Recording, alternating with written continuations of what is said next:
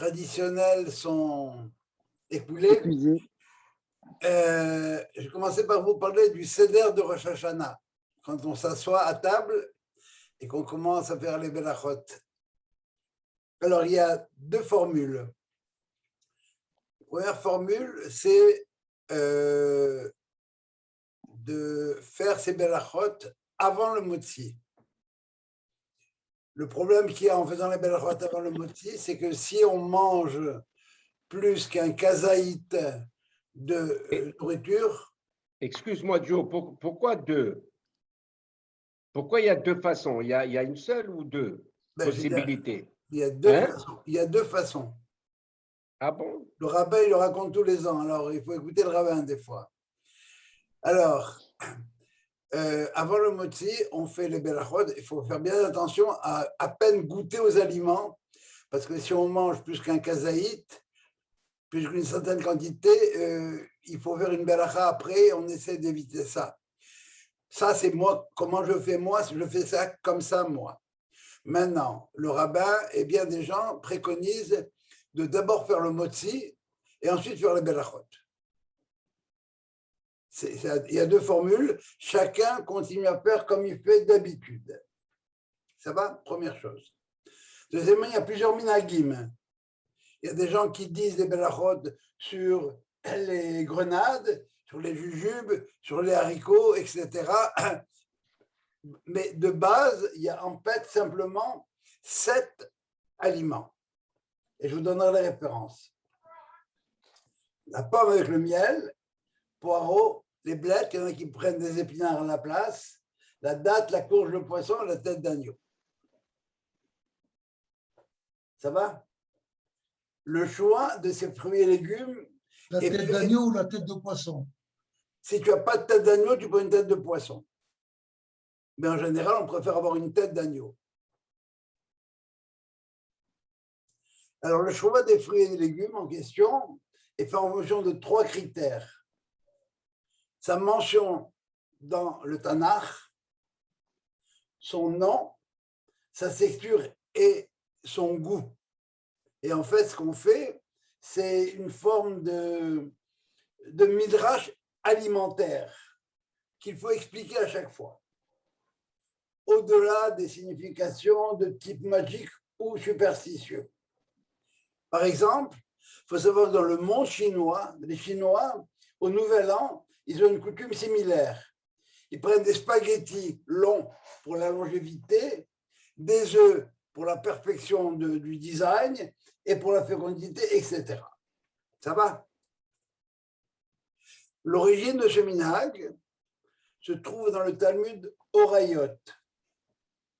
Le Talmud Horayot, à un moment donné, discute des présages.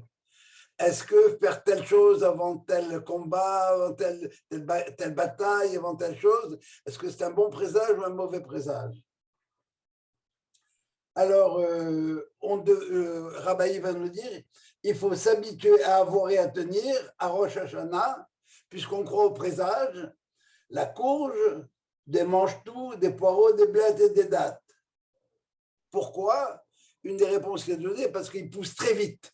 Ce sont des éléments qui poussent très vite. Le dattier, par exemple, il met du temps à pousser, mais quand il a poussé, les fruits se multiplient et on peut avoir par dattier jusqu'à 100 kilos par récolte. D'accord? Alors, qu'est-ce que ça veut dire tout ça? Ça veut dire tout ça qu'il n'y a pas d'actes qui n'ont pas de signification. Chaque élément de la création a une fonction bien précise. Et c'est à cette fonction qu'on se réfère pendant le Seder. D'accord? Alors, j'ai entendu aujourd'hui un truc que j'ai beaucoup aimé. Pourquoi Rosh Hashanah? Parce que c'est le moment propice. C'est le moment où les portes sont ouvertes. Alors, l'exemple que j'ai trouvé adoré, c'est le suivant. C'est que si tu conduis ta voiture à 250 à l'heure, le moindre mouvement du volant peut t'envoyer dans le fossé. Donc, ça dépend du geste que tu poses et à quel moment tu le poses. Rosh Hashanah, c'est le moment qui est un moment propice pour demander ce qu'on a à demander. Et c'est tout ce même thème qu'on retrouve dans la notion de Zecher. Vous vous rappelez, dans la notion de Zecher, par exemple, à Pessah, Zecher, Letziat Misraël, des choses qui vont nous permettre de nous libérer, qui vont nous libérer quelque part. Salut Alain, salut Moïse. Bonjour. Alors, Bonjour je vais essayer de passer à travers les différents éléments qu'on utilise. La pomme. Pourquoi la pomme?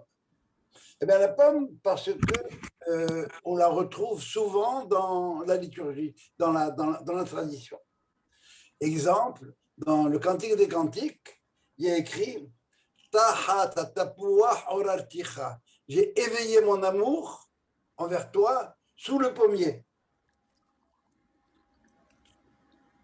Ou bien. Référence à Adam et Ève? Non, non, non, non, pas du tout, pas du tout.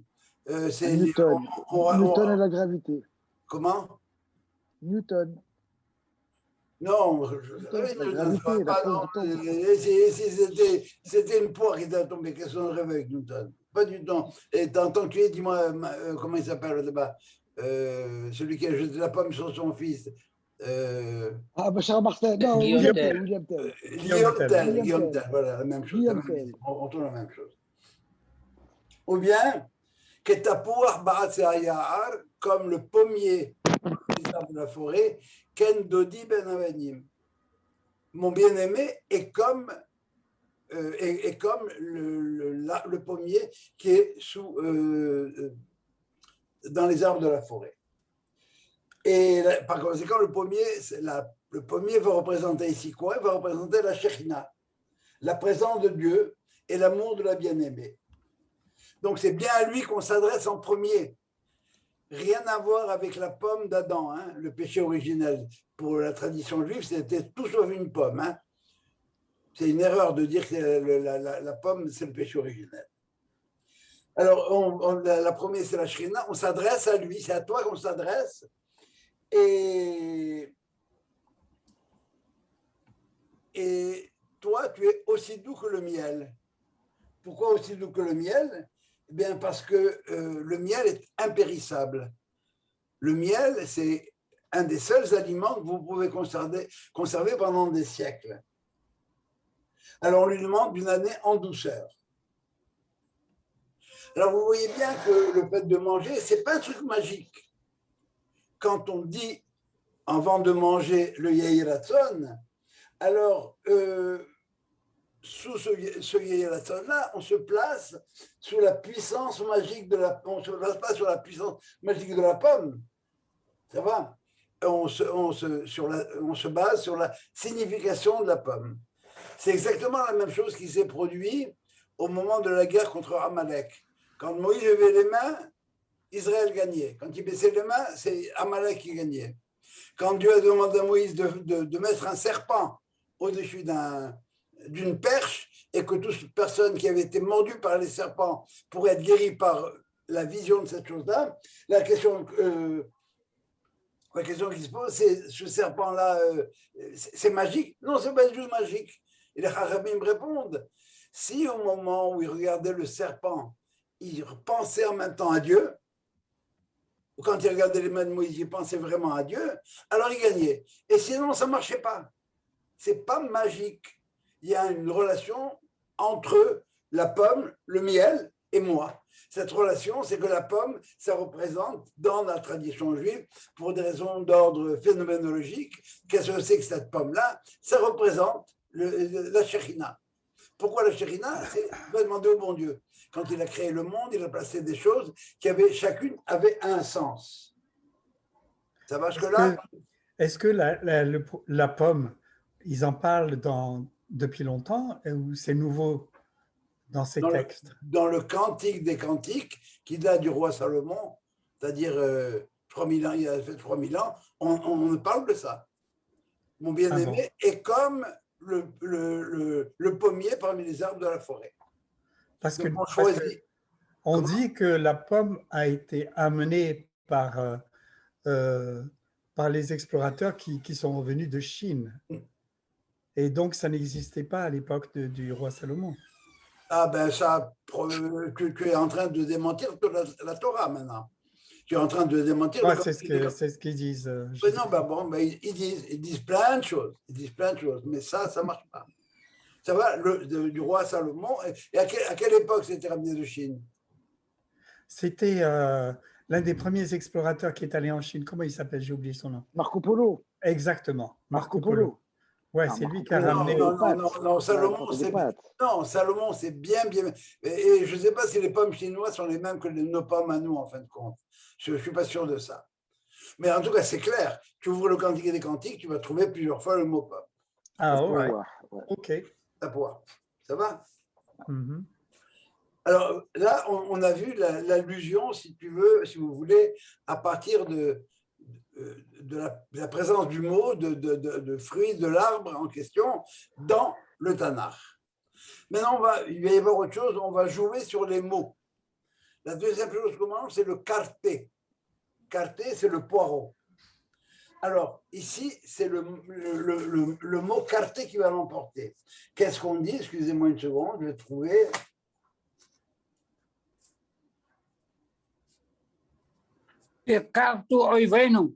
Oui.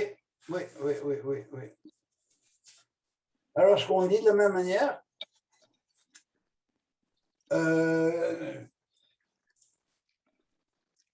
excusez-moi,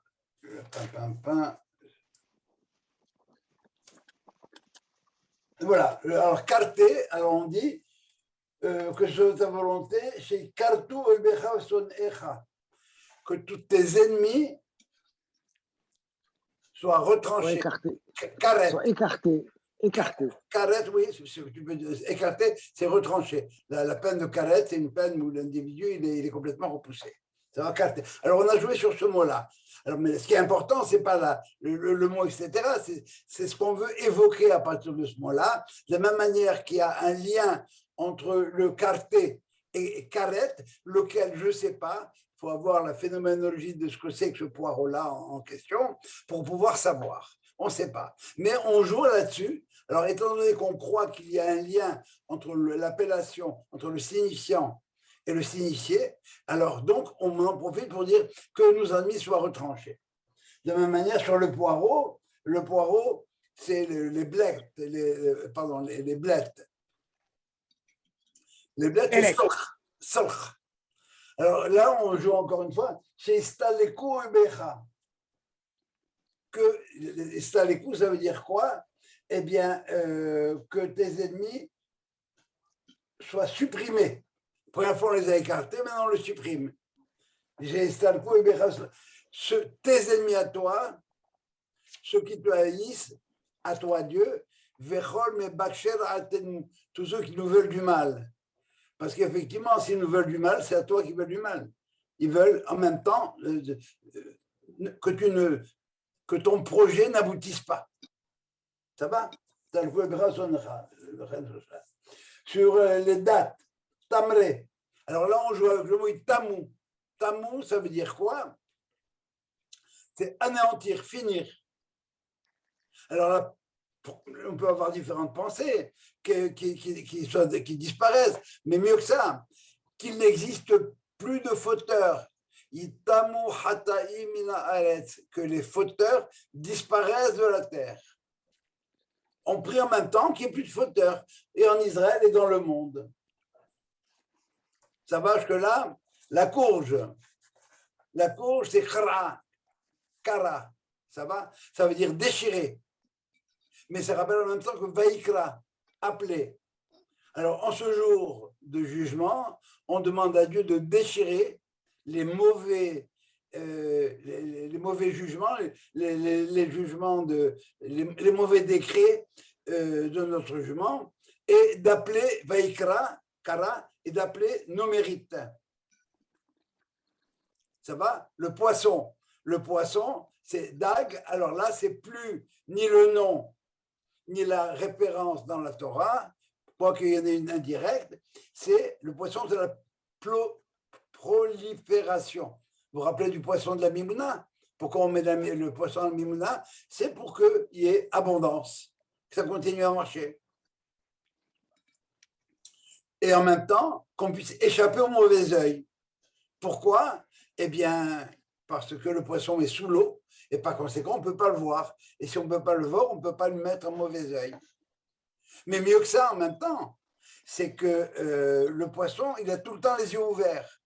Alors, de la même manière, il dit le Dieu d'Israël ne dort pas. Il ne somnole pas. Alors, toi aussi, Dieu, eh bien, sois gentil, continue à veiller sur nous, comme tel. Et finalement, la tête, eh bien, c'est la tête du bélier, la tête du poisson. Alors, il faut être à la tête, on veut être à la tête, et non à la queue des nations en ce qui concerne le culte de Dieu.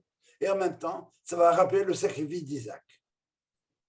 Voilà, si vous voulez, la symbolique, enfin, ce n'est pas une symbolique, parce qu'on se réfère à des choses, on fait nos prières à travers, nos prières à Dieu, à travers les aliments, parce qu'ils ont un sens et une signification dans l'économie de la création.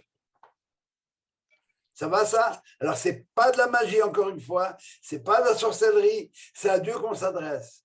C'est la même chose que quand on va voir les tzadikim. Quand on va voir les tzadikim, si on pense que c'est le tzadik qui va nous sauver, pas du tout. On demande au tzadik, on dit, toi, le tzadik, voilà, si je pouvais, je serais comme toi, mais je ne suis pas comme toi, alors je t'en prie, intercède en ma faveur. Voilà, ce que je dis, c'est que j'aimerais être comme le Haïm Pinto, mais je ne suis pas comme le Haïm Pinto. Mais je vais te pèleriner à toi parce que tu es mon modèle, tu es mon mentor quelque part. Et si toi, tu es mon modèle, si je pouvais être comme toi, ben, ce serait magnifique. De la même manière, quand on mange des choses qu'on apporte Cohen, normalement, eh bien, si je pouvais être comme le Cohen, je mangerais des aliments qui ne sont pas passés par les circuits économiques. Mais c'est toujours à Dieu qu'on s'adresse. Et en référence avec soit le nom de l'animal, soit sa texture, soit sa fonction et sa forme et tout ce que vous voudrez. Est-ce que jusque-là, vous avez des questions? C'est clair? C'est pas, je répète, ce n'est pas magique. Alors, pourquoi je vous ai dit ça? Et ça va être en gros l'objet de tout le cours, c'est que pendant la prière de Rosh Hashanah, eh bien, on prie. Mais c'est bien d'orienter nos prières de manière très particulière. Et on le fait en fonction de ce qu'on mange, ce qu'on dit, ce qu'on va lire, etc. Donc la prière, elle n'est pas en l'air, elle a un support. Elle a quelque part un support réel. Jo, pour le kiddush, oui. Pour le kiddush, on continue d'utiliser le vin rouge. Hein? Le vin blanc, ce n'est pas obligatoire. Moi, je prends que du vin blanc. En général, on prend du vin blanc parce que le blanc, c'est la midat ha-chesed, la générosité, et c'est à celle-là qu'on fait appel pendant Rosh Hashanah. Mais si on n'a pas de vin blanc et qu'on a du vin rouge, il n'y a aucun problème. Mais de préférence, on préfère le vin blanc d'Afka parce que c'est le chesed. Alors, quand je regarde mon verre de vin, c'est blanc, je fais appel au chesed de Dieu. D'accord. Pour le kiddush seulement. Oui. Après, tu fais ce que tu veux. Mais le vin blanc, il y a de très bons vins actuellement que tu peux boire pendant le repas aussi. Hein. Un bon chablis ou un truc comme ça, rien du tout. Quoi. Ça dépend ce que tu manges avec. Voilà. J'ai dit, tu peux prendre du rouge, tu veux du... C'est clair? Oui. Alors. Une question, Jo, une question. Oui, vas-y. Tu disais que la traduction de la pomme et l'arbre, que ce n'était pas ce que tout le monde croit. Pourquoi les commentateurs n'ont pas corrigé ou rectifié la chose? Ils n'ont pas eu à la corriger. Ils ont simplement posé la question dans le Talmud. Qu'est-ce que c'était que cet arbre de la connaissance du bien et mal? Et ils donnent différentes réponses. Il y en a un qui dit que c'est un étrog, l'autre qui dit que c'est du blé. Ça va, à l'époque, le blé poussait sur les arbres. D'autres qui disent que c'est de la figue et d'autres qui disent que c'est du raisin. Autrement dit, c'est tous les aliments à partir desquels on peut faire de l'alcool. Tu vois, la figue, c'est la boucha, le blé, c'est pour le scotch, d'une certaine manière. Qu'est-ce que je voulais dire, le raisin, c'est pour le vin. D'accord? Alors, l'erreur provient, je crois, du fait qu'en latin, le fruit, ça se dit poma. Je crois bien que c'est ça. Alors, poma, latin, fruit. Alors, on en dit un fruit, parce que la Torah ne dit pas de quel arbre il s'agit. Alors, ils ont dit la pomme. On a traduit la pomme. Mais il n'y a pas un seul avis dans la Gemara qui dit que c'est une pomme. Je t'ai donné les quatre avis en question. Donc, on n'a pas besoin de dire c'est pas la pomme. Les Chachamim, ils connaissaient pas le français d'abord. Alors, ils ont dit voilà ce que c'est. Mais tout le reste, c'est pas. C'est clair? Très bien, merci. D'autres questions? Alors, pour être efficace dans nos prières, il faut connaître la structure des prières qui a été faite par les gens de la Grande Assemblée. Tu connais cette là afin d'orienter nos demandes personnelles dans le même sens que la communauté, avec comme référence au départ un besoin commun. Exemple, dans la Hamida quotidienne, qu'est-ce qu'on dit? Eh bien, quand on veut prier pour la santé, on ne le fait pas dans Tahonel Yadam Da'at, tu gratifies l'homme de connaissance. On le fait dans les Faïnou Hachem Venalapé. Guéris-nous Dieu, on serait guéri. D'accord? Etc. Si tu as besoin d'avoir plus d'intelligence, alors à Tahonel Yadam Da'at. Donc, savoir à quel moment orienter ses prières, c'est ça ce qui est important. Le problème, c'est que dans la Torah, on n'a aucun commandement en Rosh Hashanah qui nous demande de sonner le chauffard. Alors, écoutez bien ça. Vous chercherez dans la Torah tant que vous voudrez, c'est jamais écrit, vous sonnerez du chauffard à Rosh Hashanah. Il est écrit Yom Teruah, le jour de la Teruah. La Teruah, on sait ce que c'est un bruit saccadé. Si je fais tout, je fais Teruah avec ma bouche. Si j'ai une trompette, même chose. Comment on sait que c'est le chauffard? Eh bien, la Harmim, on dit que ça doit être fait avec un chauffard par une association intertextuelle. J'explique. Dans le Yobel, pour le Yobel, il y a écrit Va'abartem shofar teruah. Alors, le Yobel, c'est l'année shabbatique. Le jubilé. C'est le jubilé. Alors, tous les 7 ans, c'est la Shemitah, ça va? Ce qu'on appelle l'année shabbatique. Mais il y a aussi le Yobel, qui est la 50e année après 7 séries d'années shabbatiques. On rentre l'année prochaine, by the way, dans l'année de la Shemitah. Alors, on rentre là-dedans et, je pense qu'on a perdu le compte du Yobel. Je ne suis pas certain de ça, il faut que je vérifie. Mais la 50e année, c'est l'année du Yobel. Qu'est-ce qui se passe cette année du Yobel?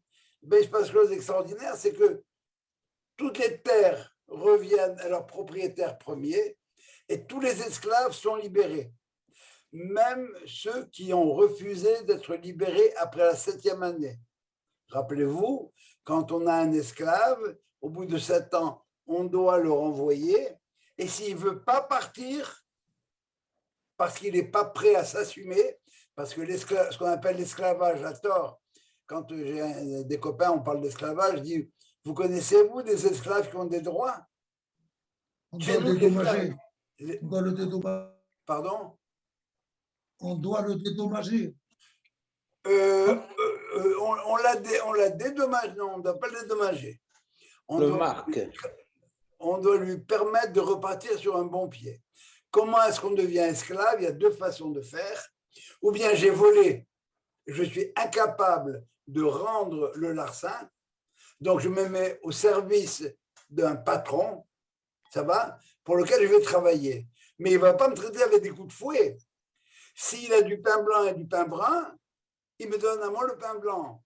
S'il n'a qu'un seul oreiller, c'est moi qui le prends. Bien sûr, je dois, moi, l'esclave, le serveur, servir Dieu, mais servir mon maître, mais il a des obligations par rapport à moi. Alors, à quel moment on devient esclave? C'est soit j'ai volé, je ne peux pas rendre, soit je suis incapable de faire vivre ma famille. Et là, je me vends, moi, en esclave. Autrement dit, je suis en apprentissage chez quelqu'un qui va me permettre de me remettre à flot pendant 7 ans. Et au bout de la 7e année, je vais lui donner un paquet de pognon pour qu'il puisse démarrer dans la vie lui-même. Si le bonhomme n'est pas prêt au bout de 7 ans, alors il y a une cérémonie qui fait que je l'amène près de la mezouza et je lui poinçonne l'oreille parce que cette oreille a entendu au Mont Sinaï, vous serez mes serviteurs et pas les serviteurs des autres hommes, et va abado les olam, il la servira les olam, on traduit à tout jamais, mais les olam, ça s'arrête à l'année du Yobel. Alors, comment est-ce qu'on sonnait, on disait aux gens qu'ils étaient libres le jour de Kippour de la 50e année, le matin, on sonnait le chauffard. On faisait sonner le chauffard dans toute la ville, par où on est, dans tout le pays, et les esclaves savaient qu'ils n'avaient plus le choix, il fallait qu'ils démarrent à ce moment-là, il fallait qu'ils partent. Alors, comment les Harami ont dit? Eh bien, il y a écrit le 7e mois, le 10e jour du mois, c'est Yom Kippour. Mais je n'ai pas besoin que tu me dises c'est le 7e mois. Parce que par la suite, on sait que Kippour, c'est le 7e mois. Alors, pourquoi il a dit ici? Eh bien, pour Rosh Hashanah aussi, c'est le 7e mois. Donc, on apprend en même temps que l'institution du Shofar à Kippour, c'est la même qu'à Rosh Hashanah. Et si vous voulez, ça implique la libération des esclaves le 10. Et on renvoie quelque part à la libération de Rosh Hashanah. Et c'est en ce sens que Rosh Hashanah, c'est aussi un Yom Tov. C'est un jour de libération. Mais Joe, oui. Oui. Je lisais quelque chose aujourd'hui qui donnait quand même que c'était le jour du jugement qu'on utilisait. Ça ne contredit pas peut-être à ce que tu dis. Je lisais quelque chose, une discussion entre Rabbi Shimon et Rabbi Abba.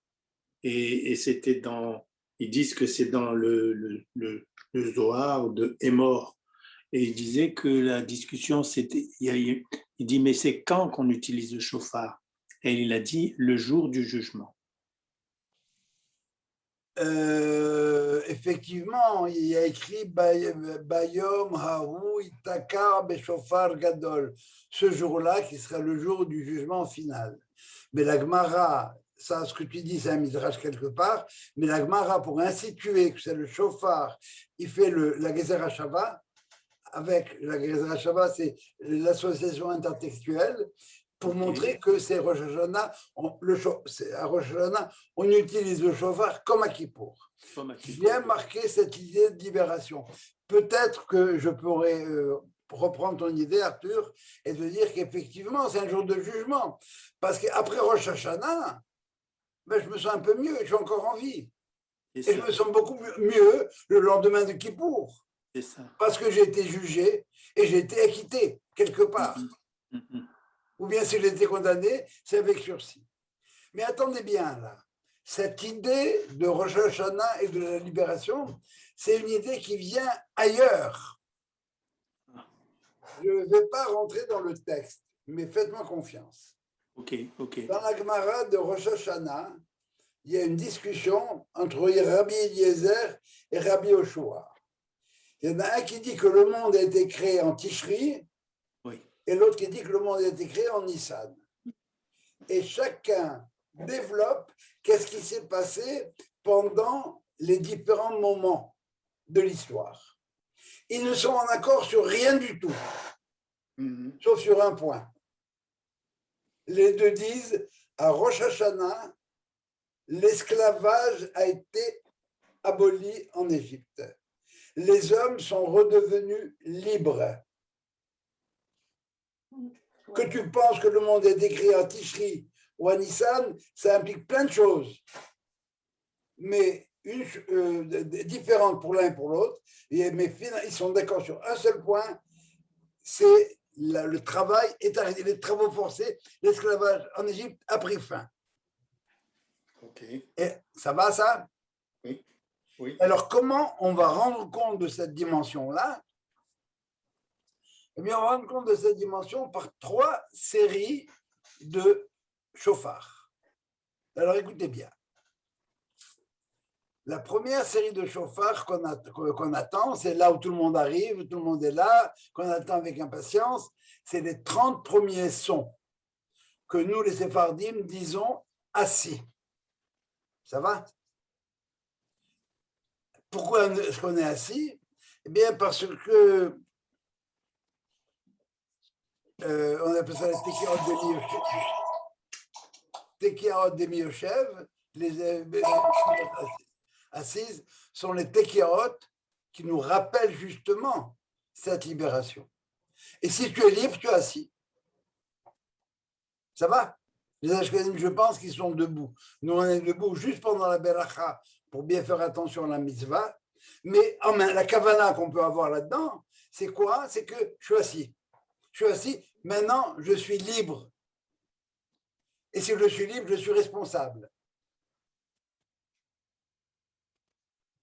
C'est clair? 30 sonneries.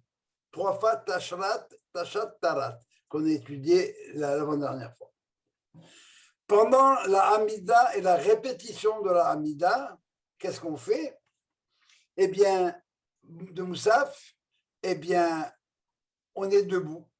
Pourquoi? Parce que on intronise Dieu, Malchouyot, on re-signe le contrat, on plébiscite Dieu, c'est toi notre Dieu, on recommence à zéro, d'accord, Malchouyot. Zichronot, on se rappelle toutes les péripéties de notre histoire, et Shofarot, on espère la délivrance finale. Et c'est à ce moment-là, pendant cette écurette-là, de Moussaf, qu'on doit avoir cette kavana particulière pour le Malchouyot. Je répète, Malchouyot, c'est quoi? C'est on intronise Dieu. Et quand on intronise le roi, pour le roi Salomon, eh bien, on a sonné du chauffard. Et on a dit, vive le roi. Alors nous aussi, on se met debout, on va dire, vive le roi. Après ça, Zichronot, le roi, bon, tu es roi maintenant, alors tu vas juger. Alors pense, souviens-toi de nos bonnes actions. Et Shofarot, et accélérons ensemble la Géoula. Et ça, on le fait au niveau individuel dans la Mida qu'on fait à voix basse, et on le fait à haute voix, le Chaler Sibour le fait à haute voix au niveau de la collectivité. Ça fait 30 et 60, n'est-ce pas? 30 au départ, les 30 assis, les 60 debout, et à un moment donné, il en reste 10. Au milieu du Kaddish Titkabal. Le Kaddish Titkabal, c'est le Kaddish Titkabal, ça veut dire que soit agréé que notre prière soit agréée. D'accord? Titkabal. Alors, juste avant de dire Titkabal, on a encore 10 sonneries. Qu'est-ce qu'elle vient faire, ces 10 sonneries-là? Alors voilà ce que nous raconte le Midrash. Il nous raconte que lorsque Abraham est arrivé là-haut avec son fils Isaac, il était prêt à la Shrita. Et l'ange de Dieu vient lui dire, hey, arrête-toi. Et Abraham discute. Il ne veut pas arrêter. Il ne veut vraiment pas qu'il y ait de rigueur dans le monde. Il veut juste qu'il y ait du chesed. Laisse-moi faire 10 ans de taille, n'importe quoi. Ne touche pas. Mais prends le bélier. Alors Abraham a pris le bélier et il a brûlé le bélier. Il a brûlé la chair du bélier. Et les cornes, qu'est-ce qu'il en a fait? Alors voilà ce que nous dit le Midrash. La corne de gauche comme telle, il l'a prise et il a fait le chauffard avec lequel il a sonné au mont Sinaï. Ça veut dire que le chauffard comme tel, Isaac, c'est Midat Hadin, la tribu de rigueur, Et le chauffard du côté gauche, c'est en même temps le chauffard du côté de la rigueur comme tel. Dieu l'a pris, il a sonné au mont Sinaï au moment où il allait libérer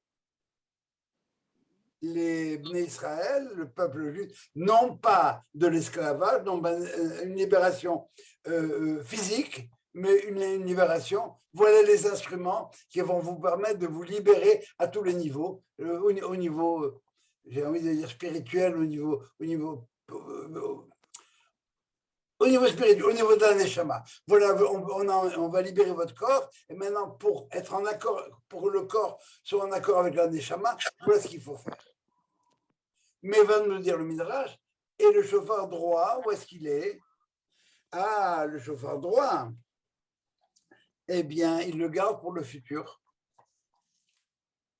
Et c'est ce qu'on va dire, Vehaya bayom hahu itakar beshofar gadol.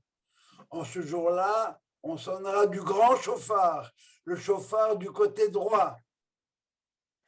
Écoutez bien la suite. Vous allez, je sais pas, vous connaissez peut-être pas le verset, mais vous ferez attention au Rosh Hashanah. Il y a écrit ensuite, Uba'u ha'ovedim me'eretz hashur, et viendront, et obdim, ceux qui sont perdus de la terre de Ashur, la Syrie, ve'anidahim me'eretz Mitzraïm, et ceux qui ont été repoussés d'Égypte. Pourquoi faire? Les ishtahavot, les harakodesh birushalayim, pour se prosterner devant Dieu à Jérusalem. Alors écoutez bien la subtilité de Chachamim. Ubaou ha-obdim, les perdus, mais Eretz Ashur. Et pourquoi ils sont perdus? Parce qu'ils sont dans Eretz Ashur, la Syrie. La Syrie, ça ne veut rien dire pour nous. Assyrie, l'apostrophe. Hein? Mais Ashur, c'est Osher, on est à l'aise. Alors, si tu es vraiment à l'aise, alors tu es complètement paumé. Si tu es en galoute et que tu restes bien, que tu es bien en galoute, alors tu es perdu. Obdim be'eretz Ashur. Ve'anidahim, ceux qui ont été repoussés, mais Eretz Mitzraïm, ceux qui se sentent là où ils sont, dans une terre Mitzraïm, le Matzar, ceux qui se sont compressés, ceux qui sont Sarah. Ça, mais Mitzraïm, dans Mitzraïm, vous avez Sarah en même temps. En arabe, c'est bien. C'est Matzar, Metzar, mais il y a Metzar du plus profond d'eux. Je t'ai évoqué. Alors, c'est ce chauffard-là qui va être capable de ramener et ceux qui étaient perdus dans le bien-être de la galoute et ceux qui étaient esclaves malgré eux, d'une manière ou d'une autre, Be'eret Misraïm, pour venir à Jérusalem. Un peu comme le chauffard de 67 au Kotel.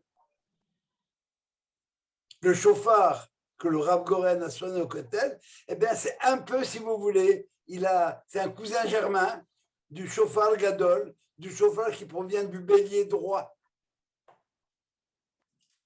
C'est la corne droite du bélier de Isaac. Cette sonnerie, elle est faite pour quoi? Elle est faite pour rappeler à Dieu ce qu'il a promis à Abraham. Il a promis à Abraham que ta descendance sera grande, tu auras une grande descendance. Dieu, tu as fait une promesse. Alors voilà ce qu'on te dit dans cette dernière Tekira, où les gens en général sont déjà à la porte de la synagogue, sont en train de partir déjà. Ils confondent cette sonnerie-là avec Tefillah Tadeler souvent. C'est vrai, on est prêt à sonner avec toi, Dieu. Tu sonnes et nous, on est prêt à embarquer avec toi. Tu es notre roi et nous sommes toujours prêts à rentrer dans la nouvelle réalité, celle de l'année prochaine. Et c'est ces 10 sonneries-là qui vont compléter les 100 sonneries, parce que 100, c'est un chiffre qui est significatif, qui marque une entité, un peu comme on est tous obligés de faire tous les jours, 100 berachot, mea berachot. Voilà. Le 100%, l'entier. Oui, on complète le triptyque, si tu veux. Bon, alors, on est libre, on est assis, on est prêt à travailler, c'est toi le roi, rappelle-toi, etc. Et finalement, on embarque avec toi. Cette dernière sonnerie, c'est la sonnerie où on dit à Dieu, c'est la corne droite du chauffard que tu utilises, alors on sonne avec toi. Nous, on est partant pour la Géoula. Est-ce que tu penses que le Rav Goren, quand il a sonné le chauffard devant le mur des lamentations, est-ce qu'il a fait dans le même état d'esprit que les Haramim de l'époque ou ce dont toi tu veux expliquer? C'est certain que le Rav Goren, quand il a sonné ce chauffard-là, d'abord ce chauffard a toute une histoire. Hein. Je pense que je vous l'avais envoyé, l'histoire il n'y a pas longtemps, une histoire magnifique qui s'est produite en Tunisie. Le Rav Goren, quand il a sonné le chauffard, c'est probablement celui qu'il a le plus senti. Il sonnait le chauffard parce qu'il revenait chez lui. Il était Yetrata d'Igoula. Il était au début de la rédemption finale. Ça commence par quoi? Par récupérer d'abord Jérusalem et ensuite le Halabait, le Kotel, l'endroit où il y avait le temple. Alors, même s'il n'a pas pensé en termes de chauffard droit ou pas, mais il a senti que, et pas seulement lui, tous ceux qui étaient là, l'émotion, tout ce que vous voudrez, les parents ont pleuré au Kotel, ils ont pleuré. Ouais. Et par la suite, le Rav Cherki nous dit que quand on les a interviewés, ils ont dit non, moi, je n'ai pas pleuré. Ça veut dire qu'ils ont pleuré des pleurs de Ham Israël, des pleurs de joie de Ham Israël. C'est Itralta d'Igoula, c'est comme ça le début de la délivrance, de la rédemption. Alors, c'est comme ça que le Rav Koren l'a senti. Ça voulait dire quoi? Avoir le Kotel. À nous, on est à Jérusalem, c'est notre Kotel, mais c'est extraordinaire cette idée-là. Ouais. Alors donc, même s'il n'a pas dit en termes de corne droite, peu importe, c'est la même idée. Il commençait il commençait comment font les musiciens avant un concert? Chacun accorde sa guitare, son instrument, etc. Alors il commençait à préparer le chauffard, Tekab et chauffard Gadol. Il y a des rabbins en Israël qui sonnent du chauffard pour un peu n'importe quoi aussi. Ça, c'est leur problème. Et il faut savoir dans quel cas ils le sonnent et pourquoi ils le sonnent, etc. Il y a des gens qui sonnent le chauffard quand il y a un grand sadique qui meurt. Ça veut dire que bon, alors il est mort, alors il va intercéder pour nous là-haut, alors on sonne, etc. Il y a différents moments où on sonne du chauffard. Mais bon, ce dont on parle, c'est de ça maintenant. D'autres questions par rapport à ça? Non. Alors maintenant, la belacha que le Tokeya va faire. La belacha que le Tokeya va faire, c'est Belvred Hashem, Asher Kideshanu Bemizota Betzivanu, Lishmoa Kol Shofar, d'écouter le shofar. C'est clair ça? Oui. Une fois, je me suis trompé, l'itkoa, j'ai dit sonner, non, c'est pas sonner. Moi, il m'a regardé bizarre, il m'a dit, s'il arrive à jouer là, il a bu ou quoi? Il faut écouter le chauffard. Et même pour le Tokeya, selon Maïmonide, la mitzvah, c'est d'écouter le chauffard, même pour le Tokeya. Et comme d'habitude, il y en a un qui n'est pas d'accord, le Roche, et qui nous dit non, non, non, la mitzvah, c'est de sonner le chauffard. Comme toujours, on a deux avis, deux juifs, deux avis. Alors, il faut savoir ce qui se cache derrière cette polémique. Quand je sonne le chauffard, je suis actif. Je fais quelque chose. Quand j'écoute le chauffard, je suis passif. Je suis en état d'écoute. Pour Maïmonide, si tu acceptes d'écouter, si tu acceptes de te taire, tu acceptes de rentrer en toi pour comprendre, sois passif.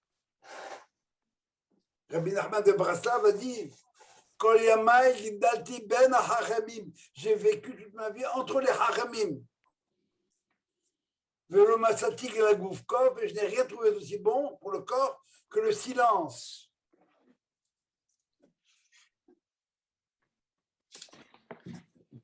C'est-à-dire être capable de se glisser entre les mots.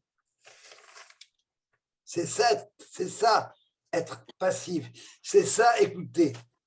Il y a des problématiques qui ne peuvent pas être abordées de façon rationnelle. Pourquoi Dieu a créé le monde? Moi, j'ai une réponse. Pourquoi Dieu m'a créé? J'ai une réponse pour moi. Je peux vous en faire part. Mais vous avez chacun votre réponse à cette question-là. Chacun va éveiller en lui, pendant qu'il écoute le chauffard, une réponse qui lui est personnelle, une intuition profonde, au-delà des mots. Abraham, nous dit le Midrash, n'a pas reconnu Dieu. Il a reconnu, il a pris acte qu'il avait Hikir et Bor'o. Il a reconnu son créateur à lui. Pourquoi moi, Abraham, je suis venu au monde? Et il a déduit qu'il fallait imiter Dieu dans son geste de donner. Chacun a une réponse personnelle.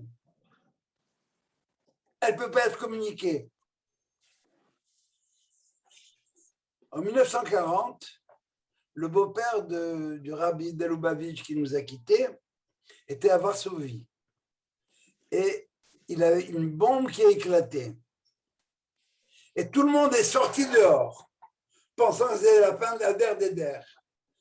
Et il raconte à son gendre, il lui dit, je n'ai jamais entendu un Shema Israël, Hashem Elokeinu, Hashem Echad, à l'unisson, avec autant de ferveur.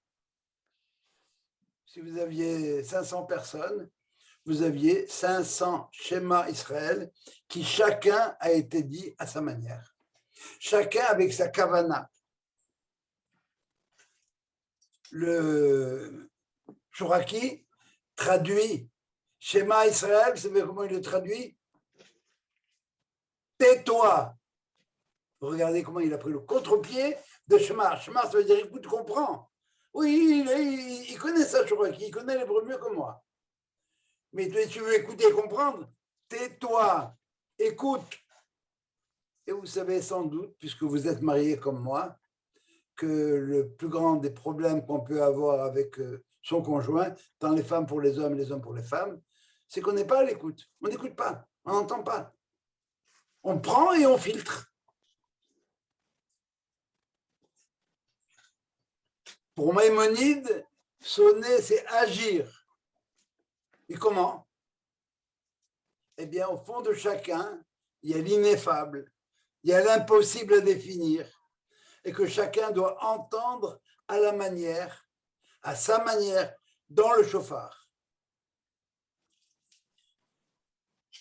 Mais pour Rabbeinu Tam, celui qui n'est pas d'accord avec Rashi, quand tu sonnes, à quoi tu penses? À sortir le son, tu agis, mais c'est mécanique. Pendant que je sonne, je suis préoccupé à passer mon chauffard convenablement et à faire en sorte que le son sorte. Je suis plus préoccupé par l'action que par l'écoute. Alors, comment on sort de cette polémique? Qu'est-ce qu'il y a derrière cette polémique? Eh bien, le Tokeya pour Maïmonide, il permet à l'autre d'écouter et de le faire participer à la mitzvah du chauffard. Moi, le Tokeya, pour Maïmonide, je joue un rôle quasi secondaire dans un premier temps. Je permets au Kahal d'écouter. Pour Rabbeinu Tam, le Tokeya, ce n'est pas ce qu'il fait. Il doit être capable de transmettre à l'écouteur des sons à entendre. C'est une mitzvah, quand je sonne, je permets au Kahal d'écouter la chose. Je ne peux pas le faire tout le temps, ça. Quand je mets les téphilines, il n'y a que moi qui mets les téphilines. Je ne peux pas vous transmettre la mitzvah des téphilines à vous. Mais je permets à l'autre de faire cette mitzvah. Et par conséquent, si je suis concentré sur le fait que je dois permettre à l'autre d'écouter la mitzvah, de faire la mitzvah de l'écoute, alors moi aussi je dois écouter en même temps. le sonneur, le tekeya, il donne. Mais moi qui écoute, qu'est-ce que je fais? Je donne au tekeya la possibilité de donner. Si je n'ai pas de kahal devant moi, je peux sonner pour moi tout seul, oui. Bon, big deal, je m'entraide. Mais quand j'ai le kahal devant moi, le kahal, il me donne à moi la possibilité de quoi? Eh bien, de pratiquer la mitzvah. Il me donne à moi, au tekeya, la possibilité de donner à l'autre la possibilité d'écouter, d'accomplir la mitzvah. Autrement dit, ça veut dire quoi ça? Ça veut dire je ne peux être moi que s'il y a l'autre. Et c'est ça la kavana du tekeya. Avant de dire Birshut Morai Valabota et de faire la beracha, il doit dire je suis mekaven, je pense à libérer le kahal de la mitzvah de l'écoute du shofar. Autrement dit, si je fais mon travail proprement en tant que tekeya, mon travail, c'est de te permettre à toi d'écouter. C'est pas de sonner. Mais toi qui es là en même temps, tu me permets à moi de te permettre. Tu me permets à moi de donner. Sans quoi, ça ne marchera pas. Vous voyez comment est-ce que dans une polémique comme ça, les deux dimensions se retrouvent. En étant passif, en t'écoutant, je te fais un cadeau. Vous êtes en train de m'écouter maintenant, mais vous me permettez de parler. Vous me permettez d'exprimer des idées, vous me permettez de dire des choses. Si vous n'étiez pas là, je ne les aurais pas dites. Je n'aurais pas pu faire la mitzvah de diffuser la Torah, de l'imout Torah, de l'enseignement de la Torah. Autrement dit, c'est du donnant-donnant. It takes two to tango. It takes two to faire des mitzvot. Je ne suis pas tout seul, ça ne marche pas comme ça. Ça va, cette idée-là? Vous avez des questions par rapport à ça ou pas? C'est clair? Je n'entends pas, Sylvain. Tu ne me permets pas de t'entendre. Mais celui qui sonne le chauffard, est-ce qu'il entend aussi? Oui, oui, non. Attention, il y a différentes façons d'entendre là. Hein. Il y a une voiture qui passe, j'ai entendu le bruit. Est-ce que j'y ai prêté attention? Non. Ça veut dire que ça va. Quand je sonne et que j'écoute le chauffard, alors si je suis dans l'état où je devrais être assez rare, parce que on est préoccupé par mille et une choses, eh bien, est-ce que vraiment je fais attention à l'écoute?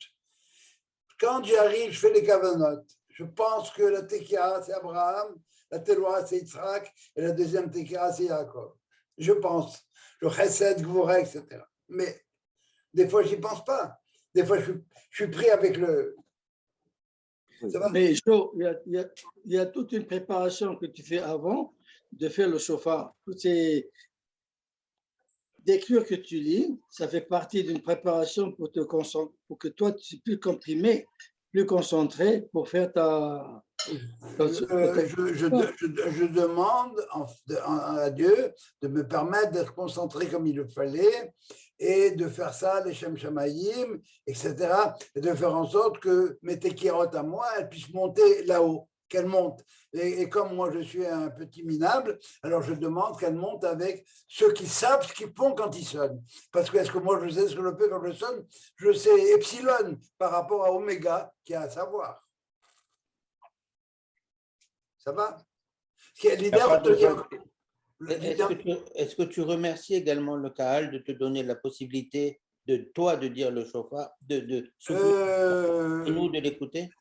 Je devrais le remercier théoriquement, oui, mais c'est implicite dans le fait que je donne et il me donne. Alors le Kahal ne me remercie pas non plus d'avoir sonné le chauffard. Il me dit souvent, tu l'as raté celui-là, bon celui-là était bien, celui-là tu l'as raté, mais on ne se remercie pas parce que en fin de compte, qu'est-ce qu'on fait? On est un. On est un. Oui. Moi, je donne, les autres prennent, mais en prenant, ils me donnent quoi? Ils me donnent la possibilité de leur donner. Voilà, c'est ça. Quand tu acceptes un cadeau, ben, de certaine manière, tu donnes à l'autre la satisfaction de t'avoir fait plaisir. Je crois que c'était ça l'idée de Jacques Abenaïm, quand tu faisais ta préparation avant de sonner le chauffard, C'était un peu ça ce que tu faisais. Il y a plein de choses. Il y a plein de choses.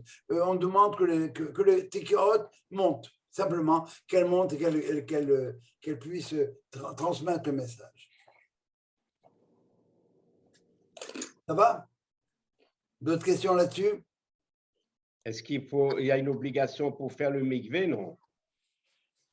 Non, il n'y a aucune obligation de faire le mikvé, ni au Rosh Hashanah, ni à Kippour, mais il y a des gens qui ont pris l'habitude de faire le mikvé à Rosh Hashanah, la veille de Kippour, et il y en a qui ont pris l'habitude de faire le mikvé avant de sonner le chauffard, etc. Il y a des gens qui font le mikvé tous les jours, c'est chacun et son habitude. Voilà.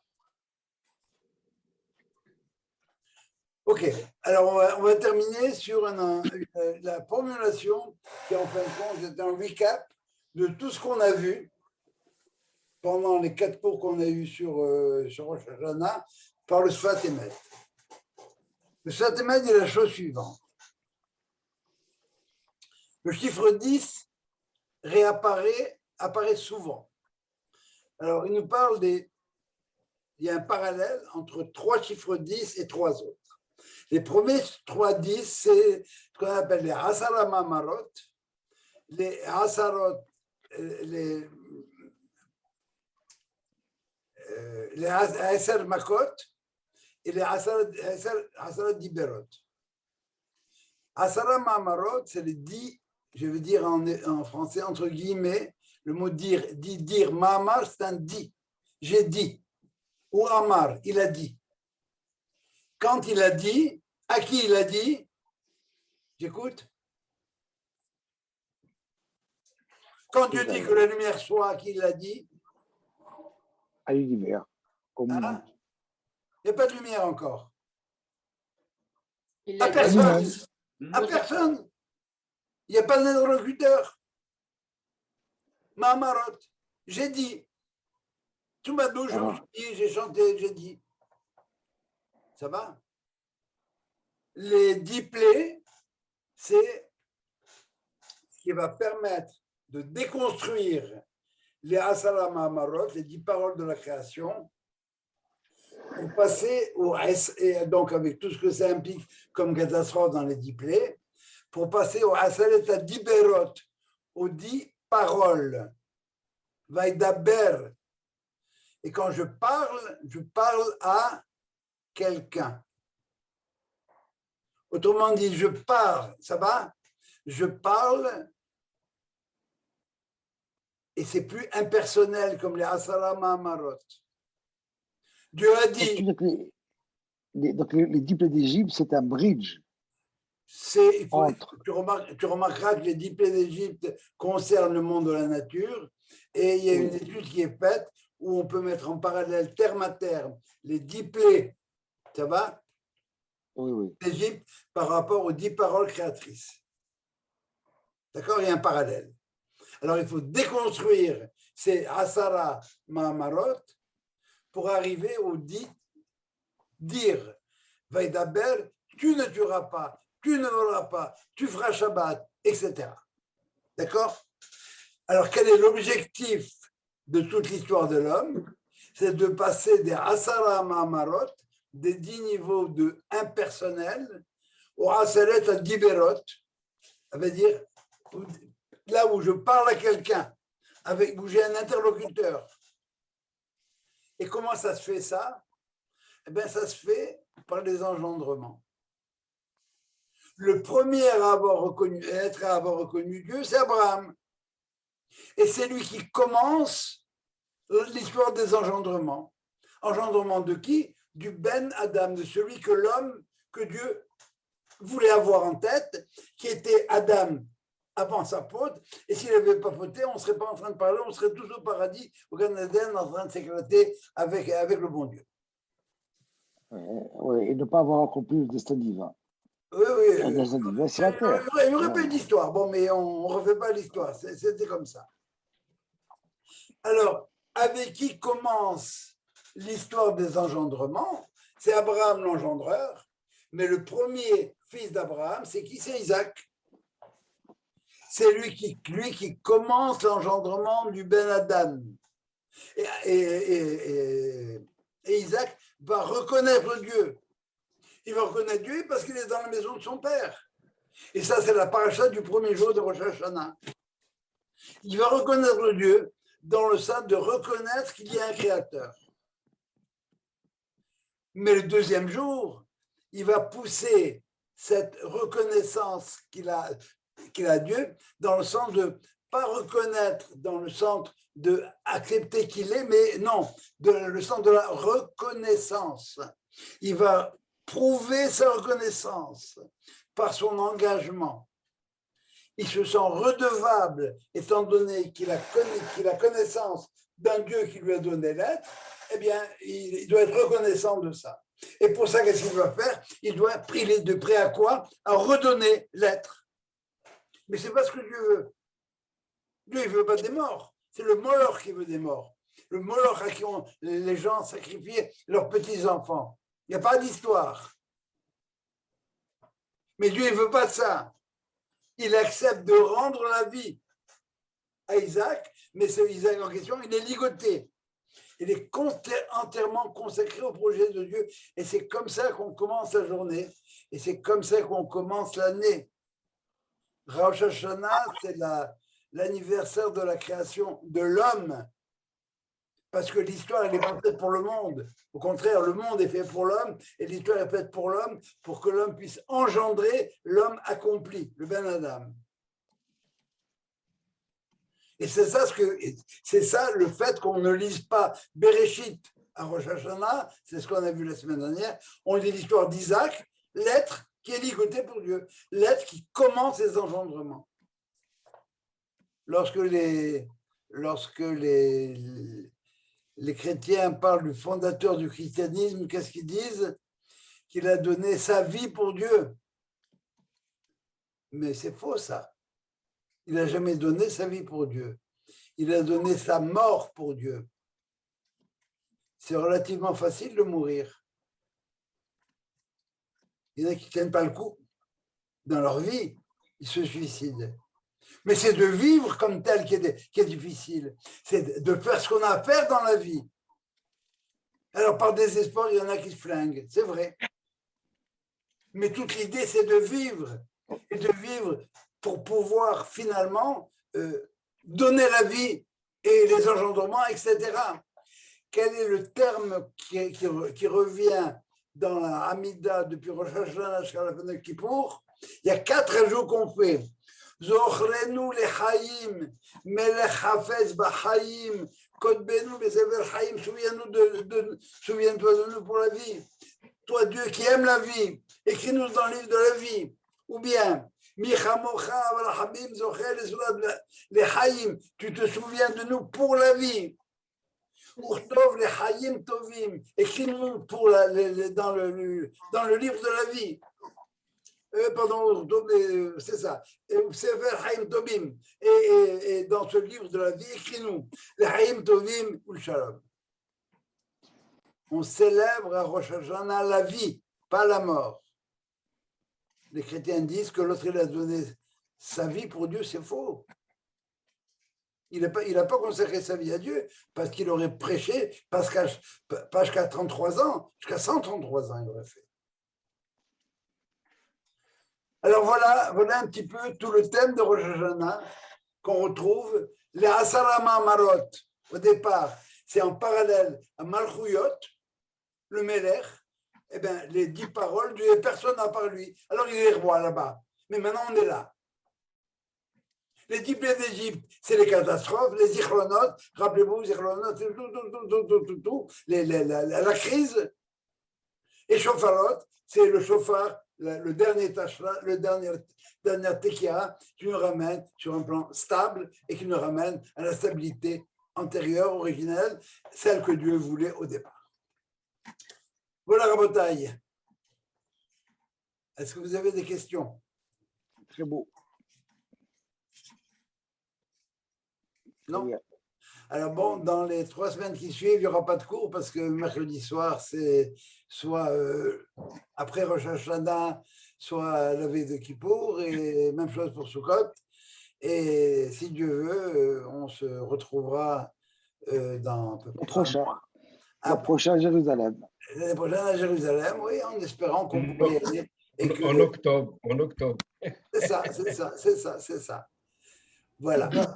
En attendant Jérusalem, on se souhaitait d'abord une Shana Tova, et bon, si vous arrivez à résumer tout ce que j'ai pu vous raconter depuis un mois sur Rosh Hashanah et que vous arrivez à l'intégrer dans une petite partie de vos prières, eh bien, je pense que tout le monde y gagnera. N'oubliez pas que demain soir, c'est la Hiloula de Rabbi Chaim Pinto, celui qui veut allumer des bougies. Absolument. Ah, c'est vrai. Une semaine avant Rosh Hashanah. Si Dieu veut. Merci. Merci. Merci beaucoup, Joe. Merci, Joe. On se retrouve tous au Rahaïm pour la plupart. Si Dieu veut. Voilà. Allez. Merci.